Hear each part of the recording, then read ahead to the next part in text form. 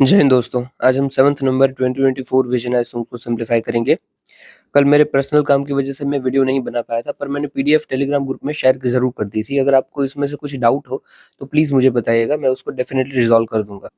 और जो कल न्यूज़ थी वो भी सारी ईज़ी थी, कोई टेक्निकल न्यूज़ नहीं थी। आज भी जितनी भी हमारे पास न्यूज़ है वो सारी की सारी एकदम ईज़ी है। कोई भी ऐसी कोई टर्म्स नहीं है जो हमें समझने की ज़रूरत हो। चलिए शुरू करते हैं। सबसे पहले हमारी न्यूज़ है, यूनियन कैबिनेट ने अप्रूव किया है पीएम विजया लक्ष्मी स्कीम। देखो इसके नाम से ही हमें पता चल रहा है, विद्या और लक्ष्मी। विद्या मतलब पढ़ाई, लक्ष्मी मतलब पैसा। तो इसमें इसके अंदर ये सेंटर सेक्टर स्कीम है। इसके अंदर जो भी अच्छी पढ़ाई कर रहा है उसको सेंटर पैसा दे रहा है आगे की पढ़ाई करने के लिए। That's it. Centre sector scheme, financial support to meritorious students. ये public as well as private institution दोनों में दी जाती है और it is part of national education policy 2020। अभी कुछ-कुछ इसके फीचर्स देख लेते हैं, जैसे कि इसमें कोलेटरल फ्री आपको लोन दिया जाएगा, पैसा बाँटा जाएगा, इसमें ट्यूशन फी भी कवर है और अदर एक्सपेंसेस भी कवर है। किसको मिल सकता है? तो एनी स्टूडेंट्स को मिल सकता है जो कि एडमिशन लिया हुआ हो क्वालिटी हायर एजुकेशन इंस्टीट्यूशंस में। कवरेज 860 जितनी हायर एजुकेशन इंस्टीट्यूट्स को हमने कवरेज में रखा है। और लोन आपको कितनी मिल जाएगी? तो 7.5 लाख जितनी मिल सकती है, जो उसमें से भी 75% जितना जो पैसा होगा वो गवर्नमेंट के द्वारा आपको गारंटी प्रोवाइड की जाएगी, जो भी फर्म उसको प्रोवाइड पैसा दे रही है उसको, कि भाई स्टूडेंट नहीं चुका पाता है तो गवर्नमेंट चुका देंगी। और ये एंटायरली डिजिटल सिस्टम है, यूनिफाइड पोर्टल है इसका भी, पीएम विद्या लक्ष्मी करके, वहाँ से आप सब कुछ काम कर सकते हो। और इसके अंदर जो आप इंटरेस्ट भी भर रहे हो उसका भी आपको 3% जितना सबवेंशन मिल जाएगा, मतलब सब्सिडी मिल जाएगी, वापस मिल जाएगा। वो कैसे, किसके थ्रू मिलेगा? या तो आपको ई वाउचर मिल सकता है या तो आपको सीबीडीसी वॉलेट में मिल सकता है। ये सीबीडीसी वॉलेट मतलब सेंट्रल बैंक डिजिटल करेंसी का वॉलेट। ये सेंट्रल बैंक डिजिटल करेंसी कौन सी है, आप मुझे बस उसका नाम बताइए अगर आपको पता हो तो। इकोनॉमिक्स अगर आपने पढ़ा है तो आपको जरूर पता होगा कि इंडिया की डिजिटल करेंसी का नाम क्या है। ओके चलिए। साथ ही साथ ये जो स्कीम है ना वो सप्लीमेंट करेगी प्रधानमंत्री उच्चतर शिक्षा प्रोत्साहन स्कीम को। अभी हम देख लेते हैं ये उच्चतर शिक्षा प्रोत्साहन स्कीम क्या है। तो अगेन नाम से ही हमें पता चल रहा है ये प्रोवाइड करता है फाइनेंशियल असिस्टेंस जो भी स्टूडेंट्स पढ़ाई में अच्छे हों, ठीक है। और ये किसके बेस पे दिया जाता है? तो 12th के बोर्ड एग्जामिनेशन के थ्रू दिया जाता है। और मैक्सिमम पर एनम 82,000 हम फ्रेश स्कॉलरशिप्स देते हैं। इसके भी अगेन कंपोनेंट क्या कौन-कौन से हैं? एक तो सब्सिडी मिलती है इंटरेस्ट के ऊपर, और दूसरा अगर आप पैसे नहीं भर पाते हो तो गवर्नमेंट की गारंटी भी मिलती है, ठीक है। अभी हमारी दूसरी न्यूज़ है ब्लैक होल के रिलेटेड। अगर देखो हमने ना ब्लैक होल ऑलरेडी डिस्कस कर लिया है, 2 दिन पहले ही डिस्कस किया था। जो हमारा वीडियो आया था ना, 1 1 नहीं 31 अक्टूबर टू 4th नवंबर की न्यूज़ वाला, बीच में जो छुट्टियाँ थी, जो 5 नवंबर को वीडियो अपलोड हुआ था, 31 नवंबर टू 4th नवंबर वाला जो वीडियो आया हुआ है, उसमें ब्लैक होल हमने बहुत अच्छे से डिस्कस किया हुआ है। आप प्लीज़ उसको देख लेना, आपको पूरा आइडिया आ जाएगा कि क्यों बनता है, कैसे बनता है, उसका स्टेजेस क्या है। पर फिर भी यहाँ भी हम हल्का-फुल्का डिस्कस कर लेते हैं। ब्लैक होल ना ऐसा आप समझिए जैसे वैक्यूम क्लीनर कैसे सब कुछ अपने अंदर सक कर लेता है एकदम ही तेज़ी से, वैसे ही ऐसा समझिए कि स्पेस के अंदर एक बहुत ही बड़ा वैक्यूम है। इसके आस-पास आप कुछ भी डालोगे, वो उसके अंदर सक कर लेगा। ओके, क्या ब्लैक होल हम अपने आँखों से देख सकते हैं? देख सकते हैं, बट वो खुद की बॉर्डर नहीं होती है। Black hole is totally invisible. तो भाई दिखता कैसे कि यहाँ पे ब्लैक होल है? तो देख लीजिए कि समझ लीजिए कि कोई एक सेलेस्टियल बॉडी है जो कि स्पेस के अंदर घूम रही है और इसके थ्रू लाइट भी पास नहीं होती। अगर लाइट भी यहाँ से गुजर रही है ना तो लाइट भी इसके अंदर घुस जाएगी। तो होता क्या है कि यहाँ से लाइट आ रही थी और अचानक से खत्म हो गई, क्योंकि ये यहाँ पे ब्लैक होल था। फिर यहाँ पे आई खत्म हो गई, यहाँ पे आई खत्म हो गई, यहाँ पे खत्म खत्म खत्म, ऐसे ऐसे। तो ये क्या हो रहा है, चारों बाजू से अचानक से जहाँ पे लाइट खत्म हो रही है तो ये हल ऑटोमेटिकली यहाँ पे आपको गोल दिखने लगा ना बीच में। तो इसकी वजह से हमें पता चल जाता है कि भई यहाँ पे कुछ तो ऐसा है कि जहाँ से हर जगह से लाइट बेंड हो रही है और अचानक से खत्म हो जा रही है। इसलिए ये जो हमें देखने मिलता है ये होता है ब्लैक होल, ठीक है? अभी इसी के जैसी हमने एक चीज़ देखी है, प्रिमॉर्डियल ब्लैक होल। अभी देखो ब्लैक होल तो ये है, पर ये प्रिमॉर्डियल है, मतलब क्या है कि ये न्यू है, न्यू बेबी है, ऐसा समझ लीजिए प्रिमॉर्डियल। ये ना जैसे नॉर्मल ब्लैक होल बनता है ना, वैसे नहीं बनता है। अभी अगेन नॉर्मल ब्लैक होल कैसे बनती है ये अगर आपको जानना है तो ये वीडियो देखिए, वहाँ पे पता चल जाएगा कि स्टार की पूरी साइकिल होती है फिर आखिर में जाके या तो वो ब्लैक होल बनता है या फिर न्यूट्रॉन स्टार बनता है। और ये दोनों के दोनों कहाँ से आएंगे? तो सुपरनोवा से आएंगे। ये देख लेना यार, तो आपको इजी थोड़ा रहेगा। ओके, तो ब्लैक होल तो ये है, पर प्रीमॉर्डियल है, बेबी ब्लैक होल है, जो नॉर्मल स्टार की साइकिल होती है ना वैसे नहीं बना है, जबकि ये बना है initial stars of collapse of large gas cloud in present in early universe. मतलब जब बिग बैंग हुआ था ना उस टाइम के ऊपर जो गैस का क्लाउड था बड़ा का, वो कोलैप्स हो गया या फिर एक्सप्लोड हो गया हो, उस वक्त ये बना है। कैसे बना होगा, चलो ये पता नहीं चला, मुझे पता चल गया आपको, ठीक है। अभी समझ लीजिए कि कोई भी स्टार हो, एक्स वाई जेड कोई भी स्टार हो, हमारा सन भी एक स्टार है, कोई भी स्टार हो उसमें दो चीजें होती रहती है। एग्जाम्पल ले रहे हैं, ये स्टार है, दो चीजें होती रहेंगी। एक तो कॉन्स्टेंटली इसके सरफेस पे एक्सप्लोजन होते रहेंगे। हमारा जो सन है, सन पे रेज हमें क्यों आ रही है? तो लगातार वहां पे एक्सप्लोजन हो रहे हैं, हीलियम हाइड्रोजन लगातार वहां पे एक्सप्लोड हो रहे हैं, या उस आग की एनर्जी हमारे यहाँ तक आ रही है, वो आग लग रही है ना वहां पे एक्सप्लोजन हो के। ये एक फिनोमेनन हो गया। और दूसरा क्या होता रहता है कि स्टार की भी, सन की भी अपनी खुद की ग्रेविटी है, उसी की वजह से हम चारों तरफ घूमते रहते हैं। तो ये दोनों चीज ना बैलेंस में है। क्यों? क्योंकि देखो एक्सप्लोजन होता है तो क्या होगा कि जो जो भी गैसेस वहां पे अवेलेबल है ना, वो सारी की सारी चाहेंगी कि वो एस्केप कर जाए स्पेस के अंदर। आप खुद कभी सोचे हो क्यों सन के अंदर लगातार एक्सप्लोजन हो रहे हैं? क्यों उधर की जो गैस है वो खाली नहीं हो पा रही है? गैस को तो कायदे से स्पेस में उड़ जाना चाहिए ना, एक जगह पे नहीं रह जाना चाहिए, पर क्यों नहीं हो रहा है? क्योंकि उधर के जो ग्रेविटी है ना, वो उस गैसेस को पकड़ के हुए बैठी है। तो इन दोनों के बीच में ना एकदम बैलेंस है कि जो एक्सप्लोजन हो रहा है वो भी एक लिमिट में है, और जो ग्रेविटी उन गैसेस को पकड़ के बैठी है वो भी एक लिमिट में है। दोनों में से एक भी अगर ज्यादा हो जाता है ना तो दिक्कत हो सकती है। और ये प्रीमॉर्डियल जो हम ब्लैक होल देख रहे हैं ना, उधर यही दिक्कत है। क्या हो रहा है, यहाँ पे जो रेडिएशन है ना, रेडिएशन मतलब ये जो एक्सप्लोजन होना गैसेस का, वो बहुत ही ज्यादा हो जाता है। अभी देखो वो बहुत ज्यादा होगा तो क्या होगा, वो अपनी ही सरफेस पे जितना भी मटेरियल अवेलेबल है उसको भी एक्सप्लोड करता जाएगा, ज्यादा ही ज्यादा एक्सप्लोड करता जाएगा। तो होता क्या जाएगा कि अपनी ही सरफेस अगर आप खाते जाओगे धीरे धीरे धीरे धीरे धीरे, तो आप खुद खत्म हो जाओगे। सेम ये जो प्रीमोर्डियल ब्लैक होल है, उधर भी हमें कुछ ऐसा देखने को ही मिल रहा है। इसकी ना हमने एक लिमिट सेट की हुई है, एनिंगटन लिमिट। एनिंगटन लिमिट क्या है कि अभी मैक्सिमम कितनी एनर्जी, मतलब कितना एक्सप्लोजन मैक्सिमम कोई एक ब्लैक होल में हो सकता है, या फिर वो कितनी एनर्जी प्रोड्यूस कर सकता है, वो कितना लाइट प्रोड्यूस कर सकता है थ्रू द एक्रीशन प्रोसेस। अभी एक्रीशन क्या होता है? एक्रीशन मतलब कोई भी मटेरियल किसी भी ब्लैक होल के अंदर घुस रहा है, ग्रेविटी की वजह से अट्रैक्ट हो रहा है, उसको हम एक्रीशन बोलते हैं।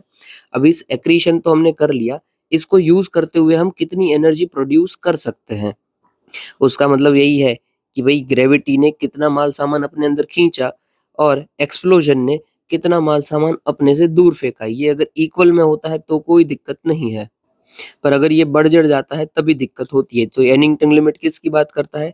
तो मैक्सिमम कितनी एनर्जी हम बाहर फेंक सकते हैं एक्रीशन के सामने, मतलब कितना ग्रेविटी और उसके सामने कितना एक्सप्लोजन हो सकता है। अभी हमें देखने को क्या मिल रहा है? ये जो हमें नया ब्लैक होल मिला है ना, LID 568, ये अपनी जितना होना चाहिए एनिंगटन लिमिट, उस एनिंगटन लिमिट से 40 टाइम्स ज़्यादा आउटपुट दे रहा है। मतलब ये बहुत ही डेंजर है कि यहाँ पे एक्सप्लोजन इतने बढ़ गए हैं कि उसकी ग्रेविटी कमजोर होती जा रही है और एक्सप्लोजन बहुत बढ़ गए हैं।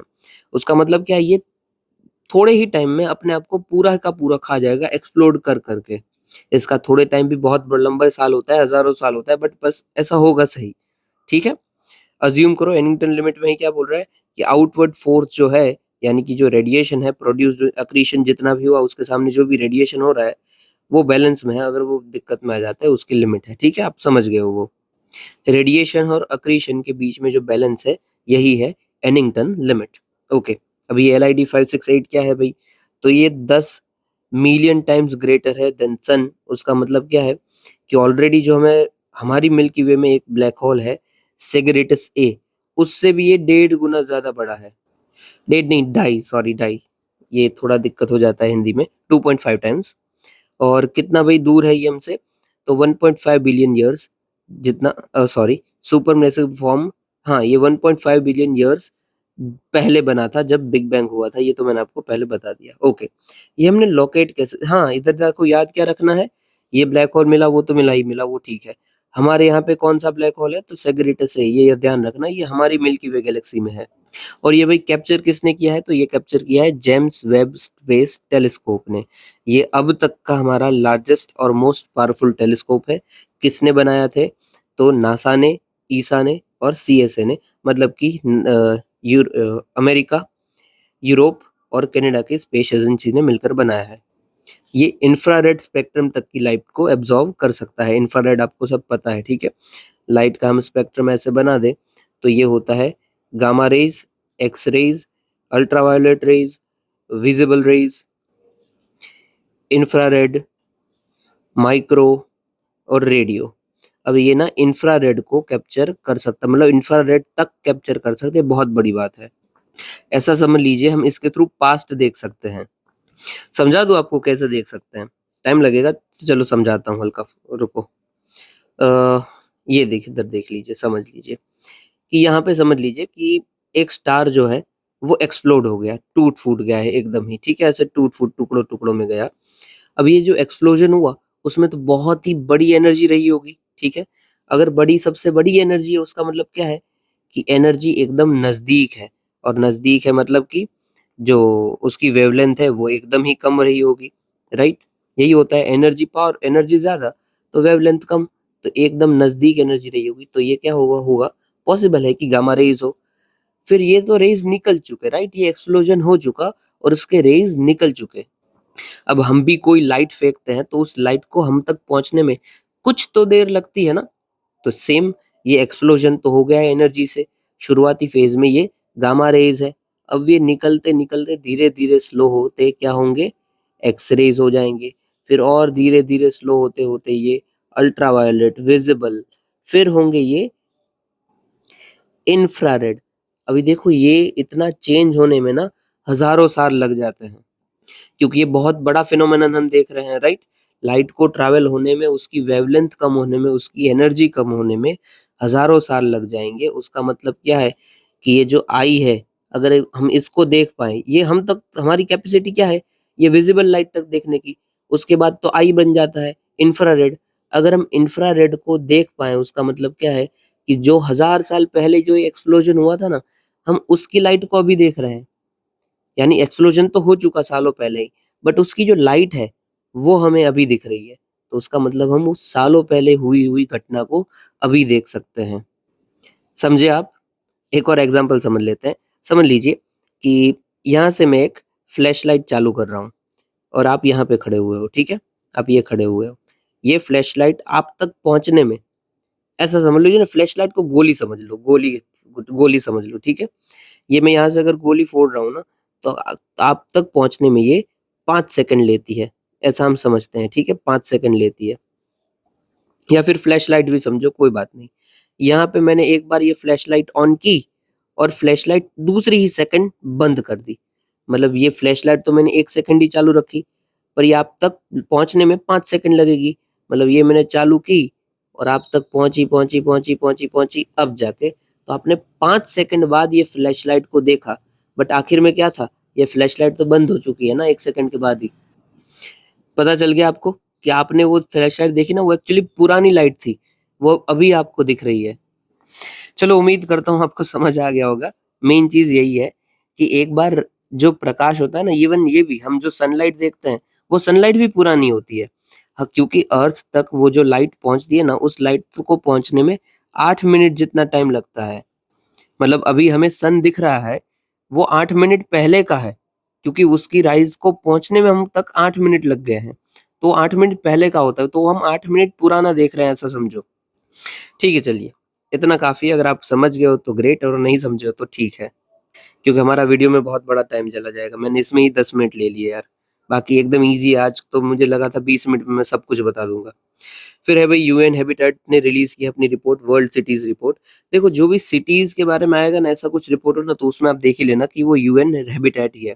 जैसे कि रिपोर्ट देख लो इनकी, state of world cities report, world cities report, सारी यूएन हैबिटेट की है। यूएन हैबिटेट क्या है सबसे पहले? तो ये मैंडेट है यूनाइटेड नेशन जनरल असेंबली का। ये फाउंडेशन किसकी रखता है, तो United Nation Human Settlements Programme और यूएन हैबिटेट हम बोलते हैं। इन मेन फोकस क्या है, तो गवर्नमेंट के बीच में, इंटर गवर्नमेंट एजेंसीज के बीच में, सबके बीच में कोलैबोरेशन करवा और हमारा आज का आजू बाजू का जो हैबिटेट है वो अच्छा हो, उसके प्रयास करना। ठीक है। इसके दो मेन डिक्लेरेशन आ चुके हैं, एक वैनकूवर डिक्लेरेशन है और दूसरा है इस्तांबुल डिक्लेरेशन। क्या ये काम का है? नहीं, नहीं काम का है, बस ऐसे ही आप दिमाग में रखिए। ओके, रिसेंटली जो रिपोर्ट आई उसमें भी क्या क्या बोला हुआ है। हाँ, इसका हेडक्वार्टर कहाँ पे है? नायरोबी केनिया पे। दूसरा किसका है नायरोबी केनिया में है? तो यूएनईपी का भी, ईपी का, एनवायरमेंट प्रोग्राम का। ठीक है। इसकी रिपोर्ट में भाई क्या क्या बोला है, तो क्लाइमेट चेंज के रिलेटेड बात बोली है कि भाई 2 मिलियन के जितने पीपल को अफेक्ट ये कर रहा है, और ये और बढ़ जाएगा अगर हम इंक्रीज करते हैं एटलीस्ट 0.5% सेल्सियस बाई 2040। ये सब हटा दीजिए, कुछ डेटा काम का नहीं है। हाँ, कि हम 4.5 ट्रिलियन पर ईयर जितना कॉस्ट हमें लग रहा है, एस्टिमेटेड है। ठीक है, ठीक है। करंट फाइनेंसिंग हमारी सिर्फ 800 बिलियन जितनी है, और हमें चाहिए 4-5 ट्रिलियन जितना, बहुत ही बड़ा ज्यादा है। फिर भाई श्रिंकिंग ग्रीन स्पेसेस, हम ज्यादा ही ज्यादा अर्बन एरियाज बनाते जा रहे हैं, जो ग्रीन एरिया है उसको काटते जा रहे हैं। वल्नरेबल पीपल कौन? वल्नरेबल कम्युनिटीज भी बहुत सारी है। और एग्जाम्पल क्या दिया रहा है? Green gentrification. इसका मतलब क्या है कि भाई आप कोई कहीं पे पार्क वार्क बना देते हो, और पार्क से होता क्या है, मतलब आपने तो जो उधर ऑलरेडी था उसको हटा दिया, उसके बदले भले ही आपने पार्क बना दिया, और उस पार्क से होता होगा क्या कि लो इनकम हाउस होल्ड जो होंगे उधर के, उसको आप हटा दिए, या तो आपकी जो उधर की प्रॉपर्टी की वैल्यू है वो बढ़ गई, बट कायदे से तो नुकसान ही हुआ, क्योंकि जो उधर की कम्युनिटी थी उसको आपने हटा दिया, उधर के क्लाइमेट को आपने चेंज कर दिया। ठीक है। रिकमेंडेशन क्या क्या है, तो हमें रेवेन्यू रेज करने चाहिए इसके रिलेटेड, कि और ज्यादा पैसा मिले, और इंटीग्रेट करने चाहिए अपने climate actions in urban planning, और सपोर्ट करना चाहिए बॉटम अप अप्रोच को। ऐसे सब वर्ड आपको याद रखने हैं। ठीक है। अगर आप न्यू हो तो ऐसे वर्ड्स को दिमाग में रट लीजिए, कि bottom up approach, top to down. ठीक है, चलिए, बाकी कुछ इसमें खास था नहीं, बस रिपोर्ट और उसका नाम याद रख लिए, वही काफी है। Cities report by UN habitat, वो काफी है। और हाँ, नोट्स में आप क्या डालोगे भाई, ये जो ऊपर हमने न्यूज़ देखा था ना, उसमें आपको थोड़ा-सा अंडरस्टैंडिंग चाहिए तो आप डाल देना प्रिमोर्डियल ब्लैक होल, और उसका चीज़ क्या होता है, और ये एनिंगटन लिमिट का नाम डाल देना, नाम और डेफिनेशन, इतना काफ़ी होगा। सिर्फ दोनों की नाम और डेफिनेशन। ऊपर वाले में सिर्फ नेम ही काम का है हमारे। आप सिर्फ नेम डाल दो, उतने में आप सब समझ जाओगे। बाकी डालना हो तो एक लाइन डाल सकते हो, एनी स्टूडेंट, कोलेटरल फी, इंटरेस्ट सब्वेशन और गवर्नमेंट गारंटी। और ये सेंटर सेक्टर, सिर्फ 5 वर्ड एक ही लाइन में आपके नोट्स हो गए। फिर ये हो गया, ये हो गया। हाँ, ये हो गया। फिर है भाई प्राइम मिनिस्टर, ये रहने दो, अभी बकवास है। अभी ना हल्का सा नीचे जो काम का है वो देख लेते हैं। ये देख लो, हरिदास मूवमेंट, मैसूर संगीत सुगंध फेस्टिवल यहाँ अभी अभी सेलिब्रेट हुआ था, जिसने रिवर्ट किया Dasa tradition of Carnatic museum of Haridasa movement. Okay, Haridasa movement है क्या भाई, तो ये ओरिजिन हुआ था कर्नाटका के अंदर, और धीरे धीरे ये स्प्रेड हो गया ईस्टर्न बाजू में, बंगाल असम की बाजू। ओके, हरिदास मूवमेंट स्टार्ट किसने किया था, तो भाई जो हरि के दास थे इन 13-14 सेंचुरीज ड्यूरिंग भक्ति मूवमेंट, जब जोरों शोरों से आगे बढ़ ही रहा था, ये भक्ति मूवमेंट का ही फेज है, उस वक्त काफी सारे लोग आए थे जो अपने आप को हरि का दास बोल रहे थे। यहाँ पे हम किसकी बात कर रहे हैं? श्री कृष्ण की। इसी मूवमेंट को हम हरिदास मूवमेंट बोलते हैं। कौन इसको प्रोपोगेट किए थे, तो द्वैत फिलोसॉफी के जो माधवाचार्य थे वो इनको प्रमोट किए थे। किसके थ्रू किए थे, तो दास साहित्य के थ्रू इनको प्रमोट किए थे। माधवाचार्य की फिलोसॉफी क्या थी, तो द्वैत फिलोसॉफी थी। द्वैत फिलोसॉफी का मतलब क्या होता है, देखो संस्कृत में ना द्वैत शब्द हम जब बोलते हैं उसका मतलब होता है दो। द्वैत मतलब दो, टू। अभी देखो टू बोल रहे हैं, तो टू ये किसको बोल रहे हैं, क्या दो की हम यहाँ पे बात कर रहे हैं, तो यहाँ पे हम नीचे करता हूँ यार, यहाँ पे लिखा हुआ है, नहीं इधर जगह नहीं है। टू यहाँ पे हम बात कर रहे हैं, एक है अपने गॉड और दूसरे हैं अपने ह्यूमन। ये इससे यही बोल रहे हैं कि गॉड और ह्यूमन दोनों अलग अलग हैं, द्वैत हैं, डुअल है, दोनों अलग अलग हैं। और कोई एक बंदा मोक्ष प्राप्ति कैसे कर सकता है, या फिर प्रभु के पास कैसे जा सकता है, तो उसका दास बनकर जा सकता है, उनकी सेवा कर कर जा सकता है। ठीक है। तो द्वैत फिलोसॉफी के मेन मोटिव क्या है, कि दोनों अलग अलग हैं, द्वैत हैं, दोनों अलग हैं, गॉड एंड ह्यूमन, आत्मा एंड परमात्मा दोनों अलग है। इसी फिलोसॉफी को हम द्वैत बोलते हैं या फिर डुअलिज्म भी बोलते हैं। यहाँ पे हम अच्छी लैंग्वेज में बोलें तो God is eternally a person and is a forever distinct from his creation. Creation मतलब हम लोग, इंसान। अभी हम द्वैत फिलोसॉफी देखे हैं माधवाचार्य की, तो हमारा ये फर्ज होता है कि हम दूसरी भी फिलोसॉफी देख लें जो उस वक्त चल रही थी। देखो दोनों पेज में अलग अलग है, भले ही सेम नाम रखे हो, तो थोड़ा ध्यान से देखना। सबसे पहले यहाँ पे आ जाइए शंकराचार्य पे। मैं पेन बदल लेता हूँ, ये पेन ठीक रहेगी शायद। हाँ, शंकराचार्य पे आ जाइए। शंकराचार्य से पहले ये देख लीजिए, ये माधवाचार्य, ये जो हमने अभी कवर किया, ठीक है, ये माधवाचार्य। और यहाँ पे देख लीजिए, यहाँ पे भी माधवाचार्य होंगे, यहाँ पे ये माधवाचार्य। ओके, इसके नीचे भी है, सॉरी, ये भी है माधवाचार्य, ठीक है पूरा। अभी देखो माधवाचार्य का जन्म कहाँ पे हुआ था? कर्नाटका में। इसलिए ये जो हमारा दास है मूवमेंट, वो कहाँ पे शुरू हुआ? तो कर्नाटका के अंदर शुरू हुआ। इनका मेन क्या था कि मास्टर एंड स्लेव रिलेशन है, मतलब एक बंदा दास है, जी हम जो ह्यूमन है वो दास है, और मास्टर मतलब गॉड। ये किसकी बात करते थे? डुअलिज्म की बात करते थे, मतलब कि द्वैत फिलोसॉफी। अभी हम डुअलिज्म की बात करते हैं, दो की बात करते हैं कि भाई वो तो हमारे ऊपर है, वो परमात्मा है। उसका मतलब क्या है? हम किसके ऊपर एम्फेसिस कर रहे हैं? हम एम्फेसिस कर रहे हैं भक्ति के ऊपर, क्योंकि पूजा करेंगे तभी तो होगा। ये सेवा दास ये सब क्या है? पूजा करना, भक्ति। इसका मतलब क्या है? ये शगुन भक्ति में मानते थे। शगुन भक्ति का मतलब क्या है? कि मूर्ति पूजा, कि आप कोई मूर्ति वूर्ति है उसको कायदे से मान रहे हो, तो वो शगुन भक्ति है, ठीक है। इनकी बुक का नाम क्या था? तो भारत तात्पर्य और निर्याण। भारत तात्पर्य, ये तात्पर्य नहीं होगा, सॉरी, तात्पर्य मिर्याना या फिर निर्याना, ये मैं खुद भूल गया हूँ, ये मैंने क्या लिखा था, एन है या एम है, वो कमेंट्रीज के ऊपर, ठीक है। यहाँ पे देख लीजिए, यहाँ पे भी सेम ही है, surrender one self to a god, मतलब अपनी सेवा में डाल दीजिए। ये डुअलिज्म द्वैत की बात करते थे। ये माधवाचार्य हमारे कंप्लीट हो गए, और उनका टाइम पीरियड भी क्या था? तो वही 1200 से 1300 एडी के बीच में था। इसलिए जो हमारा हरिदास मूवमेंट है वो भी कौन से टाइम पे चल रहा है? 1314 में, क्योंकि वो आए, फेमस किया, तो उसके बाद चला। ओके, इनसे पहले भी बहुत लोग आ गए थे, जैसे कि रामानुजाचार्य। हम उल्टे जा रहे हैं, ठीक है, मतलब पीछे जाते जा रहे हैं। एक काम करते हैं, उल्टे मत जाइए, शंकराचार्य पे आ जाइए। अब सब माधवाचार्य देख लिया, अब शुरू से शुरू करते हैं। सबसे पहले शंकराचार्य। शंकराचार्य का बॉर्न हुआ था केरला के कल्लाडी के अंदर, और ये मानते थे अद्वैत में। द्वैत का मतलब क्या है? दो ना, और अद्वैत का मतलब क्या है? कि दो नहीं है। अद्वैत दो नहीं है, दो नहीं है उसका मतलब क्या है? एक है। एक है मतलब अद्वैत, और नॉन डुअलिज्म की दो नहीं है, अद्वैत दोनों एक है। मतलब आत्मा और परमात्मा दोनों एक है। आत्मा कैन बिकम अ परमात्मा बाय गुड डीड और बाय अ नॉलेज। जो शंकराचार्य एम्फेसिस किए थे जिस वे के ऊपर, वो वे थी नॉलेज की वे, नॉलेज, ज्ञान, ठीक है। यहाँ पे देख लेते, यहाँ पे और देख लेते हैं, और कुछ है नहीं। हाँ, वो नॉलेज के ऊपर एम्फेसिस किए थे। उनका मेन फोकस क्या था? कि सेल्वेशन किसके थ्रू होता सकता है? कि संसार से आपको सेल्वेशन चाहिए तो नॉलेज के थ्रू आपको सेल्वेशन मिल सकता है। मोक्ष from endless cycle of migratory existence is knowledge. तो आपको पूछा जाए कि शंकराचार्य ने मोक्ष के लिए कौन से मार्ग को पसंद किया है, तो ज्ञान मार्ग को, नॉलेज के मार्ग को। और ये किस में मानते थे? अद्वैत में मानते थे, नॉन डुअलिज्म। और इन्होंने दूसरा क्या क्या फेमस काम किया है?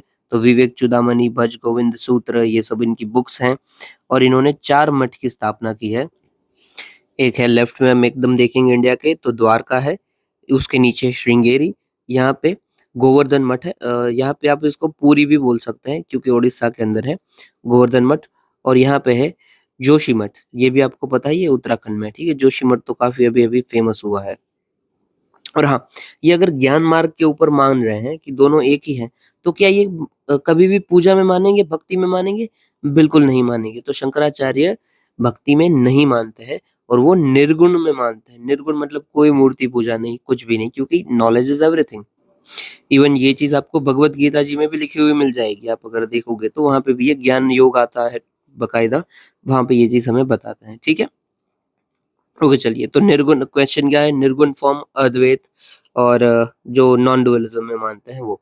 और बीच में आते हैं रामानुजाचार्य। रामानुजाचार्य भी सेम ही बोलते हैं, कि वो अद्वैत ही बोल रहे हैं, बट वो लोग बोल रहे हैं कि विशिष्ट अद्वैत, कि स्पेशल अद्वैत है, स्पेशल डुअल नॉन डुअलिज्म है, कि हाँ आत्मा परमात्मा दोनों एक तो है, बट जो परमात्मा है ना वो सुप्रीम है, थोड़े वो ज्यादा पावरफुल है और हम जो है वो ज्यादा कमजोर है। तो इसलिए हम इस चीज को क्वालिफाइड नॉन डुअलिज्म भी बोलते हैं, विशिष्ट अद्वैत भी बोलते हैं, या फिर क्वालिफाइड मोनोइज्म भी बोलते हैं। मोनोइज्म मतलब एक ही है दोनों, ठीक है। मोनो का मतलब एक ही होता है, उल्टा सुल्टा पूछ ले तो इंग्लिश में कंफ्यूज मत होना। और देखो ये सुप्रीम मान रहे हैं तो कुछ हद तक ये पूजा तो करेंगे ही, ठीक है ना, वे मूर्ति में तो मानेंगे ही। इसलिए जो रामानुजाचार्य आए थे वो शगुन फॉर्म ऑफ भक्ति में बिलीव करते थे। हो गया, चलिए इतना ही था। बाकी ये जो अंदर का है वो और मैं बताऊंगा तो बहुत देर हो जाएगी, इतना काफी है, ठीक है। बाकी आप खुद पढ़ सकते हैं, यहाँ पे बहुत अच्छे से लिखा हुआ है, देख लेना। चलिए आगे देखते हैं। हाँ यहाँ पे अभी हमने देखा है तो अभी देख लेते हैं। चंद्रशेखर वेंकट रामन, CV रमन, रिसेंटली इनकी बर्थ एनिवर्सरी थी, इसलिए इनको सेलिब्रेट किया जा रहा है।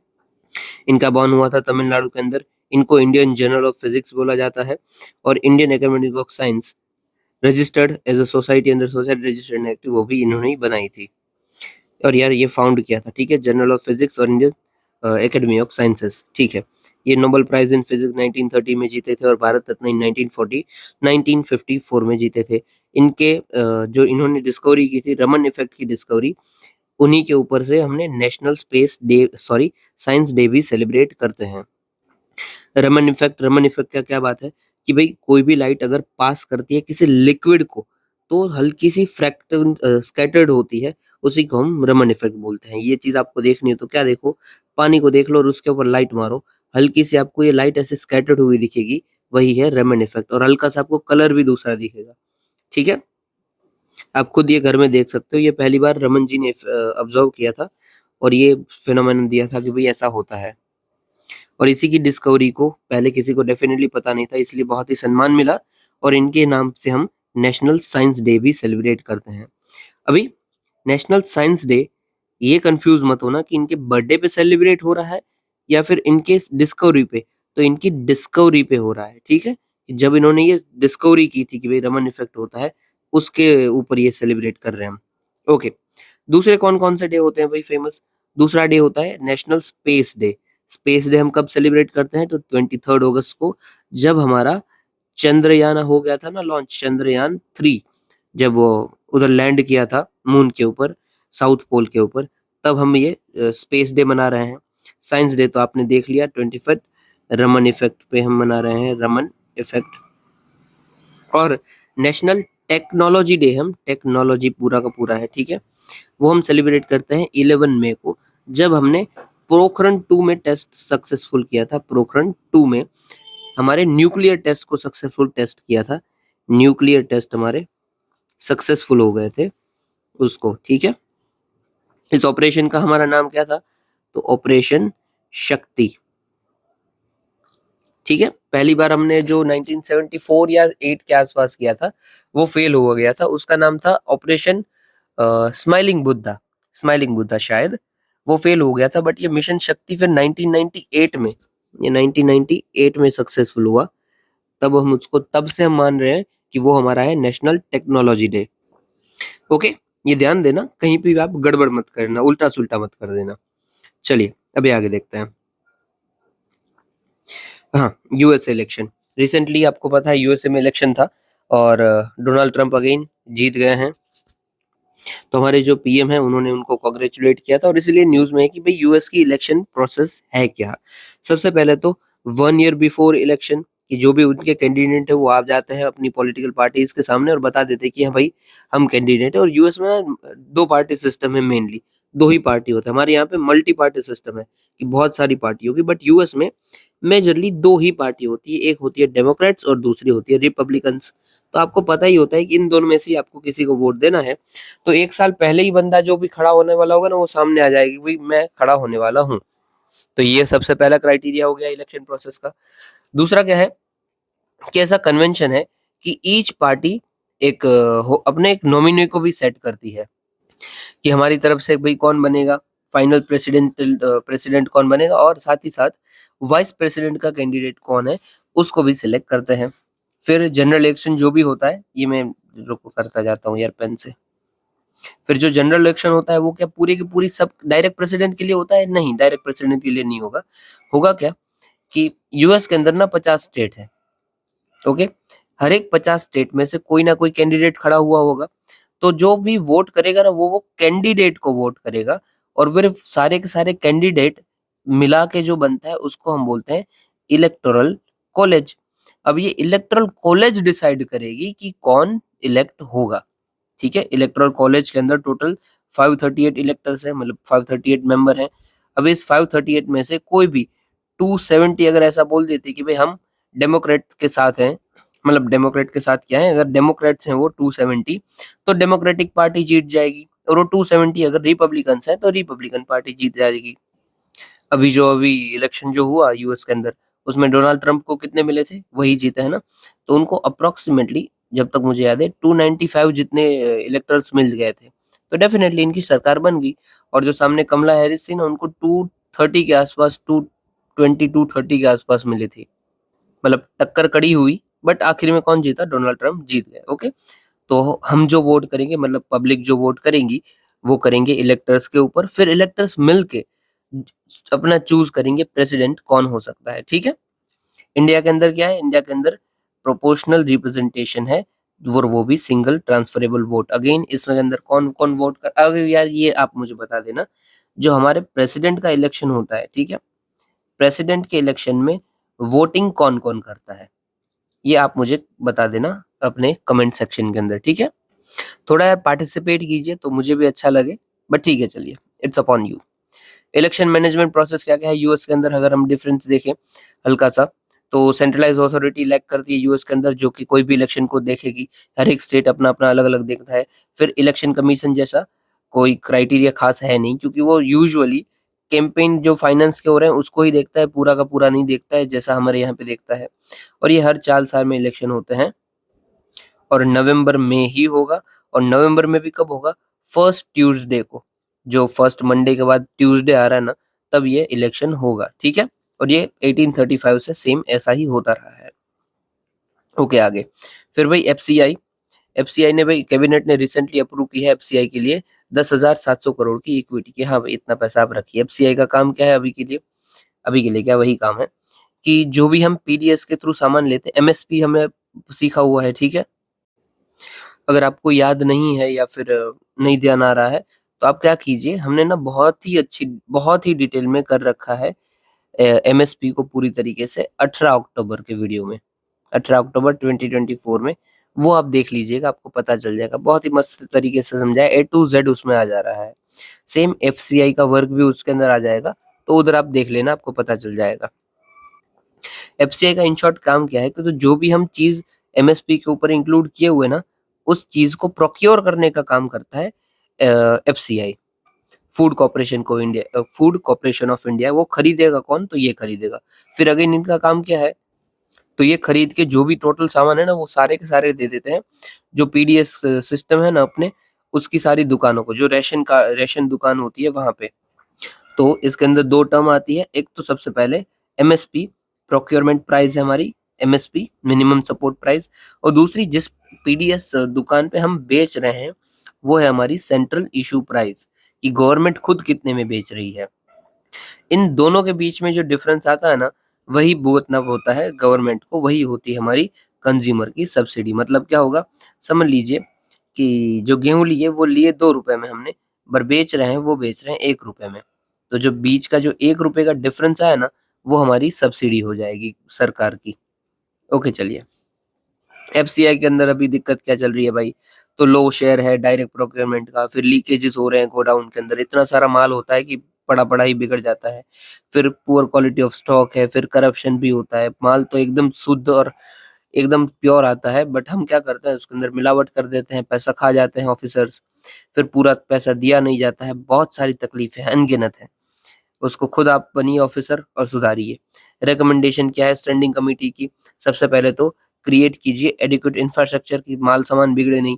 फिर साइंटिफिक स्टोरेज मेजर्स लाइए, और स्ट्रेंथन कीजिए विजिलेंस मैकेनिज्म को, सबके उस ऊपर ध्यान रखिए। अभी जो एफसीआई है, वो एक पब्लिक सेक्टर अंडरटेकिंग है। फूड कॉर्पोरेशन एक्ट 1964 के थ्रू बनी हुई है। मेन इसका काम क्या है, एमएसपी के अंदर फूड ग्रेन्स को बाई करना, फिर पीडीएस तक पहुंचाना और ऑपरेशनल एंड बफर स्टॉक्स को मेंटेन करना कि कोई अगर इमरजेंसी आ जाती है तो आपके पास स्टॉक हो। ठीक है, ओके चलिए बाजू की न्यूज़ देख लेते हैं कि सेंट्रल वाटर कमीशन की रिपोर्ट आई है जिसने हाईलाइट किया है एक्सपेंडिंग हिमालयन ग्लेशियर लेक को। ओके, ग्लेशियर लेक क्या होती है भाई, सबसे पहले वो देख लेते हैं फिर आगे बढ़ेंगे। तो समझ लीजिए कि कोई एक ग्लेशियर है, यहाँ पे कोई एक ग्लेशियर बना हुआ है। अब ये ग्लेशियर तो ठीक ठाक ही है, पर ये धीरे धीरे पिघल रहा है क्योंकि यहाँ उसके ऊपर सनराइज पड़ रही है और धीरे धीरे पिघल रहा है। तो होगा क्या, ये जो पिघलेगा ना, यहाँ पे समझ लीजिए कि ग्लेशियर था, ये हल्का पिघल गया तो बनेगा क्या, ये ग्लेशियर ना बहुत पावरफुल होता है, ये जमीन को भी काट देता है, खड्डा कर देता है। तो जहाँ पे ये पिघल गया वहां पे क्या बन जाएगा, पानी रह जाएगा और वो बन जाएगा ग्लेशियर लेक। तो जो ग्लेशियर पिघल के जो लेक बन रही है ना, वो है ग्लेशियर लेक। अब ये बहुत टाइप की हो सकती है। यहाँ पे ऊपर हम देखते हैं जैसे कि 3 टाइप का मेन देख लो कि अगर ग्लेशियर पिघला है और ग्लेशियर के सरफेस के ऊपर ही वो बन रही है, ये वाली, तो उसको हम बोलेंगे सुप्रा ग्लेशियर लेक। सुप्रा की ऊपर है ये, यहाँ पे आप यूपी अप देख ही पा रहे हो, तो ये ऊपर है सरफेस के। फिर दूसरी होती है सब। सब में क्या है कि सरफेस के एकदम बीनीथ, एकदम नीचे अंडर बन रही है, तो ये हो गई हमारी सब। और एक होती है एकदम जो फ्रंट में बनती है, उसको हम बोलते हैं प्रो ग्लेशियर लेक। मतलब टोटल मैंने बताया क्या यहाँ पे आपको कि ये हो गया समझ लीजिए ग्लेशियर। अभी इसके ऊपर अगर सरफेस पे बन रही है तो हो जाएगी सुप्रा, इसके नीचे बन रही है तो हो जाएगी सब, और इसके सामने फ्रंट पे बन रही है तो वो हो जाएगी अपनी प्रो। ठीक है, 3 टाइप की ग्लेशियर लेक हो सकती है, सुप्रा, सब, प्रो। और भी कुछ होता है एक और, सुप्रा, सब, प्रो, पेरी, अभी याद नहीं है मुझे, पर ये 3 तो मुझे पक्का याद है और यही मेन है। तो ये 3 टाइप की ग्लेशियर लेक्स होती है।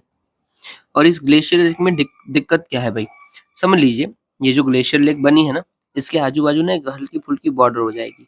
जो भी आपकी मिट्टी, कंकड़, मोरेन कुछ भी है, इनकी पूरी बॉर्डर बन जाएगी।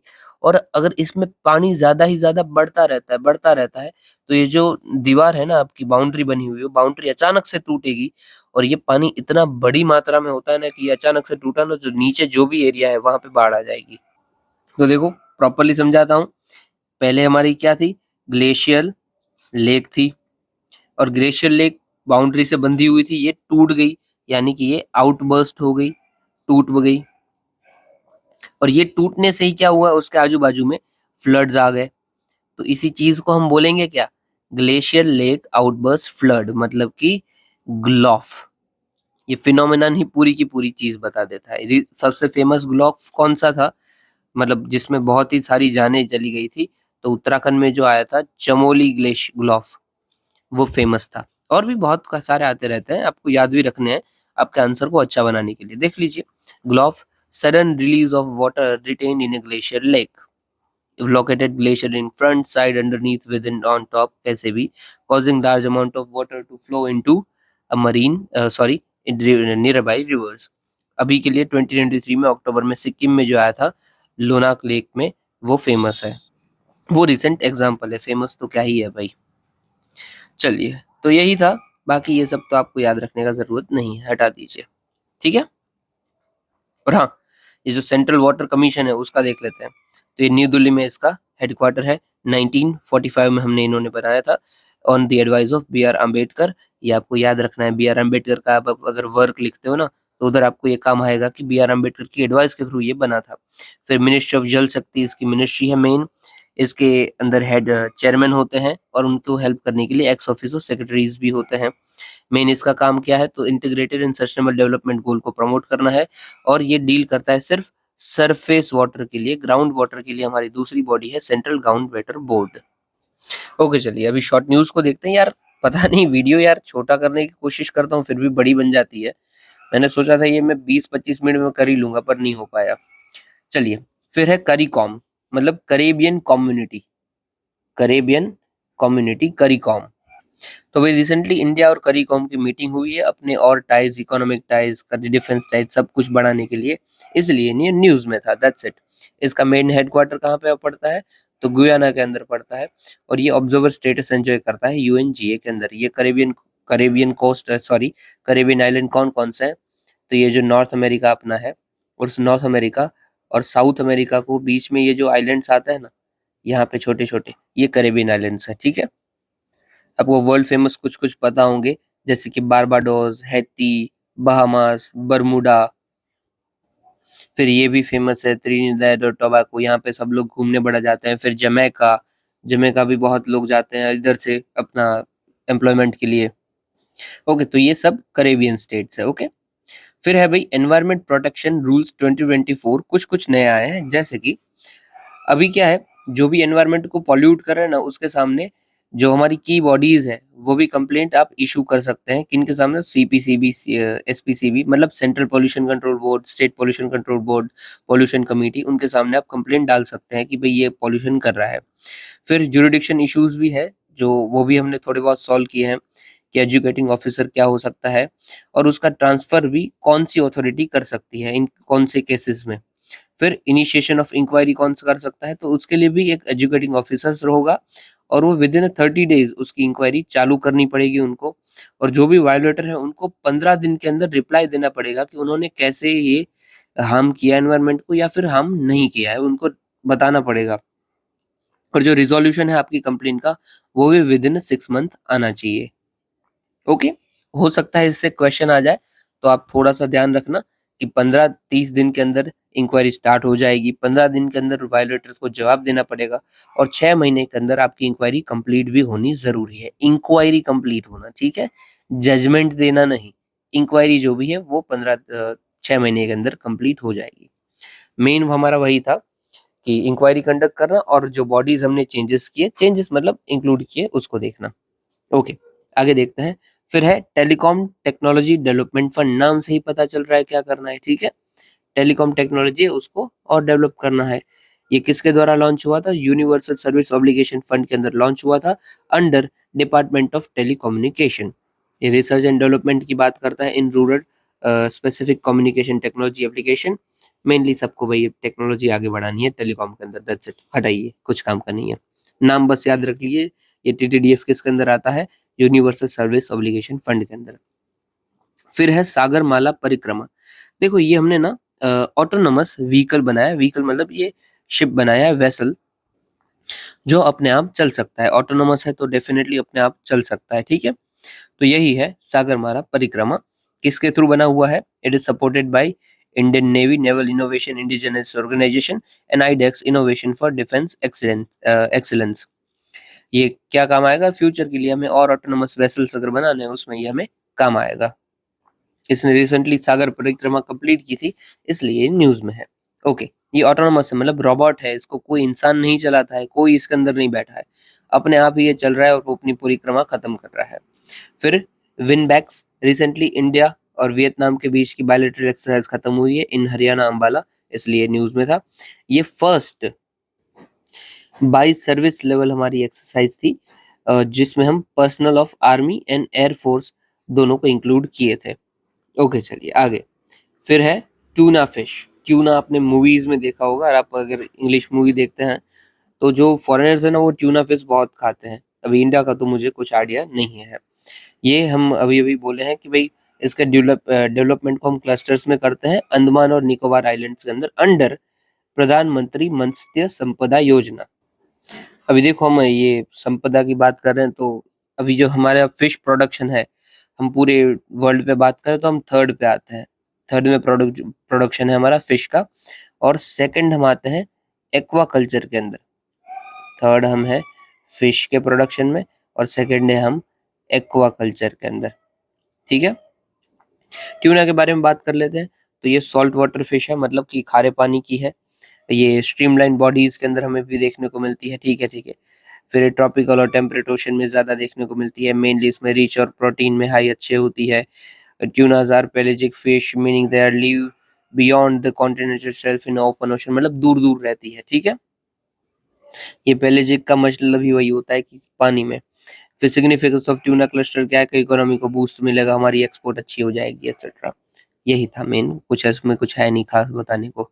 फिर हरिदास मूवमेंट हमने देख लिया है और चंद्रशेखर लिमिट भी हमने देख लिया है। ओके, हाँ ये छूट गया यार, अभी छूट जाता, एग्री वोल्टिक फार्मिंग। देखिए कोई भी जगह पे अगर हमने ये सोलार प्लेट्स ऐसी ऐसी लगाई हुई है और उसके नीचे हम फार्मिंग कर रहे हैं ना, तो यही है एग्री वोल्टिक फार्मिंग। नाम से भी पता चल जाता है, एग्री मतलब एग्रीकल्चर, और हम फोटोवोल्टिक सेल लगाते हैं ना, तो देखो वोल्टिक, फोटोवोल्टिक सेल क्या होता है, ये सोलर वाला सेल को हम फोटोवोल्टिक सेल बोलते हैं। तो एग्री वोल्टिक फार्मिंग, दोनों को जोड़ दीजिए, वही होता है कि कहीं किसी फार्म फील्ड में आप सोलर पैनल्स के अंडर अपने क्रॉप्स को ग्रो कर रहे हो, तो वो आपकी एग्रीवोल्टिक फार्मिंग है। ठीक है, इसमें आपका लैंड का यूज बहुत अच्छी तरीके से हो जाता है कि एनर्जी भी जनरेट कर ली और अपने जो खाना क्रॉप्स उगाना था वो भी उगा लिया। ठीक है, इसको दूसरे हम agri solar, dual use solar, low impact solar, इन सब के नाम से भी जानते हैं। Okay, that's it for this video. अगर आपको ये वीडियो पसंद आया हो, और हाँ यार ये क्वेश्चन बताना मुझे रह गया, ये आपके आज के क्वेश्चन होंगे, सारे अटेम्प्ट करने की जरूर कोशिश कीजिएगा ताकि मुझे भी पता चले आपको कितना आ रहा है। डेफिनेटली मुझे जैसे ही टाइम मिलेगा मैं आपके आंसर चेक करूंगा। अभी के लिए मैं ना एक्चुअली आउट ऑफ डिस्ट्रिक्ट हूँ, तो मेरे लिए वीडियो बनाना भी हार्ड पड़ रहा है, आंसर चेक करना तो दूर की बात।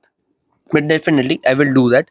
मैं रीड जरूर कर लेता हूँ क्योंकि रीड करने में मुझे ज्यादा से ज्यादा 2 मिनट लगती है, तो रीड कर लेता हूँ कि अच्छा ये है, ऐसा है, ये गलती है, बट रिमार्क मैं नहीं दे पाता हूँ। ओके फाइन है, अगर आपको अच्छा लगा हो तो मुझे जरूर बताना ताकि मुझे भी पता चले और मोटिवेशन मिले। सुनने के लिए आपका शुक्रिया। जय हिंद।